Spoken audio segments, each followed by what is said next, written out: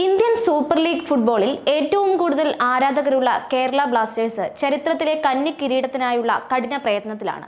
2024 Durand cup കിരീടമാണ് Blasters നിലവിൽ ലക്ഷ്യം വെച്ചിട്ടുള്ളത്. നിർണായക ഗ്രൂപ്പ് സി ലീഗ് മത്സരത്തിൽ 1-1 സമനിലയോടെ ക്വാർട്ടർ ഫൈനൽ സാധ്യതകൾ സജീവമാക്കിയിരിക്കുകയാണ് ഇപ്പോൾ Blasters.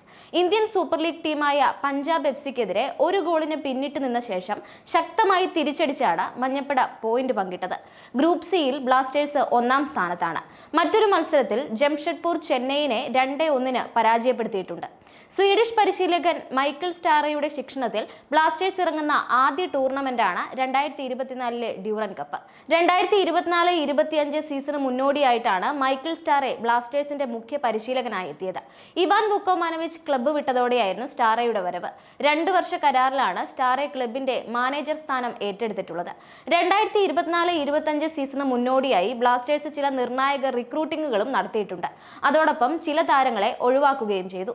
Greek striker Dimitrios Diamantakos, Japanese താരം ഡെയ്സുകെ സക്കായ്, ക്രൊയേഷ്യയുടെ മാർക്കോ ലെസ്കോവിച്ച്, ലിത്വാനിയയുടെ ഫെഡോർ ചെർണിച്ച്, ഇന്ത്യക്കാരായ കരൺജിത് സിംഗ്, ജീക്സൺ സിംഗ് തുടങ്ങിയവരാണ് ഈ സമ്മർ ട്രാൻസ്ഫർ വിൻഡോയിലൂടെ ബ്ലാസ്റ്റേഴ്സ് വിട്ടിട്ടുള്ളത്. ഇവർക്ക് പിന്നാലെ പ്രബീർ ദാസും പുറത്തുപോയേക്കും എന്ന റിപ്പോർട്ടുകൾ ഉണ്ടായിരുന്നു. എന്നാൽ ഈ റിപ്പോർട്ട് അസ്ഥാനത്താക്കി പ്രബീർ ദാസ് ബ്ലാസ്റ്റേഴ്സ് ക്യാമ്പിൽ തിരിച്ചെത്തി പരിശീലനം ആരംഭിച്ചു എന്ന സന്തോഷ വാർത്ത കൂടിയാണ് മഞ്ഞപ്പട ആരാധകരെ തേടിയെത്തിയിട്ടുള്ളത്.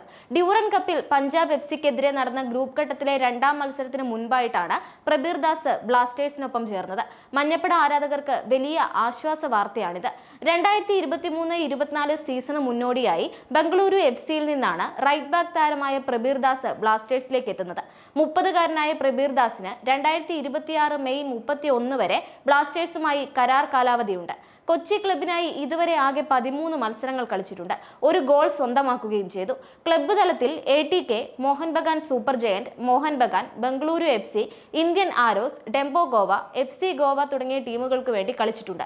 ക്ലബ് തലത്തിൽ ആകെ 213 മത്സരങ്ങളിൽ ഇറങ്ങി 4 ഗോളുകൾ സ്വന്തമാക്കുകയും 12 ഗോളിന് അസിസ്റ്റ് നടത്തുകയും ചെയ്തു. ഇന്നലെ കൊൽക്കത്തയിലെ സോൾട്ട് ലേക്ക് സ്റ്റേഡിയത്തിൽ നടന്ന മത്സരത്തിൽ ബ്ലാസ്റ്റേഴ്സ് ഒരു ഗോളിന് പിന്നിട്ട് നിന്ന ശേഷം കരകയറുകയായിരുന്നു. ആദ്യ പകുതിയുടെ ഇഞ്ചുറി ടൈമിലാണ് പഞ്ചാബ് ലീഡ് നേടുന്നത്. നിഖിൽ പ്രഭുവിന്റെ പാസിൽ നിന്ന് ലൂക്ക മൈസനാണ് പഞ്ചാബിനെ മുന്നിലെത്തിച്ചത്. 11 മിനിറ്റിനുള്ളിൽ ബ്ലാസ്റ്റേഴ്സ് ഗോൾ മടക്കി. 2ാം പകുതിയിൽ പകരക്കാരനായി ഇറങ്ങിയ മലയാളി താരം മുഹമ്മദ് ഐമനാണ് ഗോൾ നേടിയത്. 56-ാം മിനിറ്റിൽ ഇടതു വിങ്ങിൽ നിന്ന് ക്വാമെ പെപ്ര നൽകിയ ക്രോസാണ് ഐമൻ ലക്ഷ്യത്തിലെത്തിച്ചത്.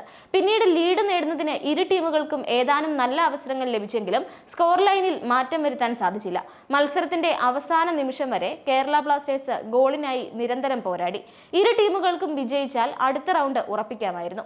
6 ഗ്രൂപ്പ് ടോപ്പർമാരും 2 മികച്ച സെക്കൻഡ് ഫിനിഷർമാരുമാണ് നോക്കൌട്ട് ക്വാർട്ടറിലേക്ക് കടക്കുക. 2 മത്സരങ്ങൾ വീതം കളിച്ച ബ്ലാസ്റ്റേഴ്സിനും പഞ്ചാബ് എഫ്സിക്കും 4 പോയിന്റ് വീതമാണെങ്കിലും ഗോൾ ശരാശരിയിൽ ഏറെ മുന്നിലാണ് ബ്ലാസ്റ്റേഴ്സ്. ആദ്യ മത്സരത്തിൽ മുംബൈ എഫ്സിയെ ഏകപക്ഷീയമായ 8 ഗോളിന് തോൽപ്പിച്ചതാണ് മഞ്ഞപ്പടയ്ക്ക് നേട്ടമായിട്ടുള്ളത്.